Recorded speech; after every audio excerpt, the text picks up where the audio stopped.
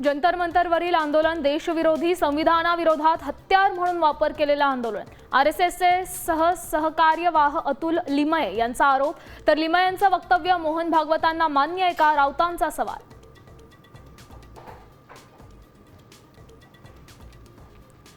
पावसाळी अधिवेशनाचा आज तिसरा आठवडा। राम मंदिर दान घोटाळा प्रकरणावरून विरोधक आक्रमक होण्याची शक्यता।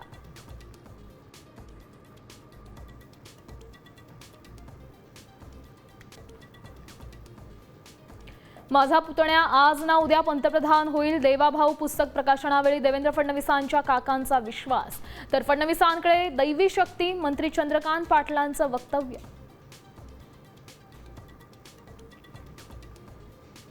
विदर्भातील 11 जिल्ह्यात ओबीसींचा एल्गार। भंडाऱ्यातून आज निघणार मंडल जनगणना यात्रा। जातनिहाय जनगणना आणि स्वतंत्र ओबीसी मंत्रालयाची मागणी।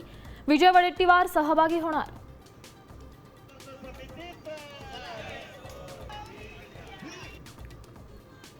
पुण्यातल्या सीओईपी कॉलेज प्रशासनाविरोधात एबीव्हीपी आक्रमक। 89% फी वाढ मागे घेण्याची मागणी।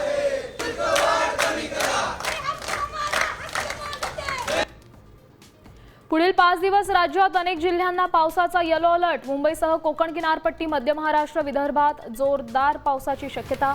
नागरिकांना काळजी घेण्याचं आवाहन।